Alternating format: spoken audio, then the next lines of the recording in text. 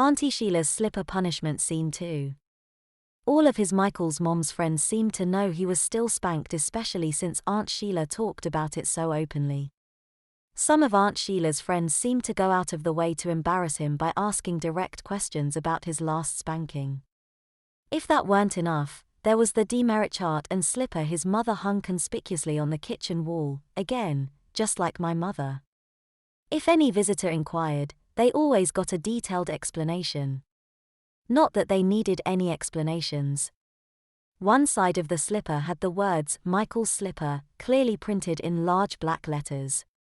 Demerit charts linked to a weekly spanking hour seem to have been more common in southern homes before the 60s. On my mother's side of the family, they went back 2 or 3 generations. In many ways, the chart was a special monthly calendar, with a page for each month. Descending on the left was a long list of chores and behavior covering everything from housework and homework to obedience. Honesty. Timeliness. Neatness. Politeness. Proper language. Quietness. Roughhousing indoors. Behavior after lights out, grades. School behavior, as reported by our teachers. And a miscellaneous category. Along the top margin ran the days of the week. Before putting us to bed each night, our moms would mark a plus or a minus on the chart for that day with a number next to every minus for the number of spanked earned. When Sunday came, we fetched the chart and the slipper after dinner so they could tally the spanks earned and enter the number of spanks earned. Attentive visitors to our homes could see exactly how many spanks we had earned the previous 2 or 3 weeks, and if they flipped the pages, for other months as well. This tended to generate more embarrassing comments and questions at home. Needless to say, with so many categories for misbehavior, we almost always faced a spanking on Sunday nights. The worst effect of the demerit chart then was to create what was basically a permanent spanking sentence that hung over us every week. Even before the sting of one Sunday spanking faded, we both knew the ritual would be repeated in 7 days, if not before. And over the years, each Sunday night spanking would revive memories of all the preceding spankings going back years while promising an infinite series of future lessons. Though we got older, the Sunday night ritual created a firm tie to our past and reminded us we were still in some ways treated like little boys.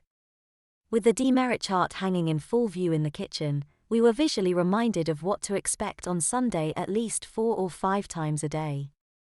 The more the number of demerits accumulated, the more tortuous the waiting became towards the week's end. With so much free time on Saturday and Sunday, the weekends were always the hardest time for me. On top of that, there was always the added uncertainty of whether or not my mom might have lady friends over for dinner or go out and leave me in the hands of a babysitter charged with administering the Sunday night spanking. No wonder I was often eager to get it over with by the time Sunday dinner finally ended and the last dish was cleaned.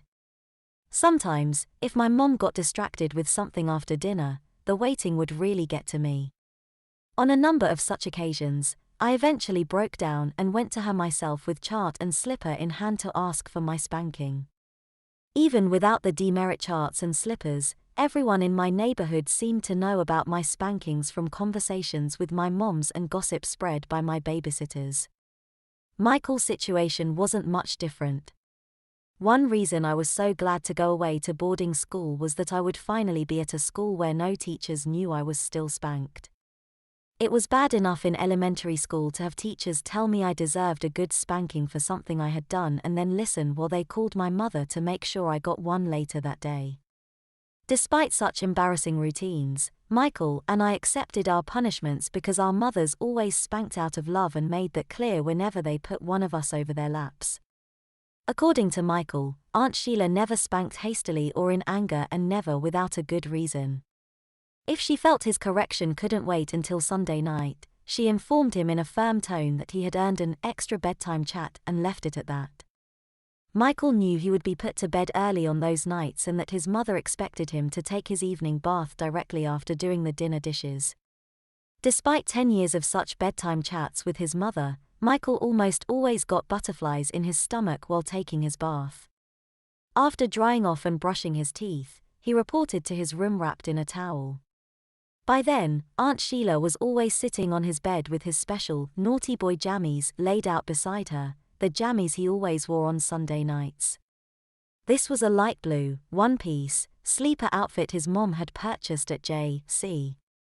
Penney with enclosed feet and a button-down flap in back. Except for its size, it was identical to the kind of thing they had worn as toddlers. Apparently, Aunt Sheila believed spankings were more effective if they came with additional reminders of what happened to little boys who didn't act their age. For the same reason, she usually took his temperature rectally after she changed him into his jammies and before his spanking. Michael absolutely hated this since it really made him feel like a toddler. Aunt Sheila always scolded him thoroughly for needing to be treated like a little baby. To make matters worse, she always insisted that his babysitters put him into his naughty boy jammies right after dinner as a reminder of what to expect if he misbehaved. And she always left the Vaseline jar and thermometer out on the bathroom sink in case the babysitter needed it.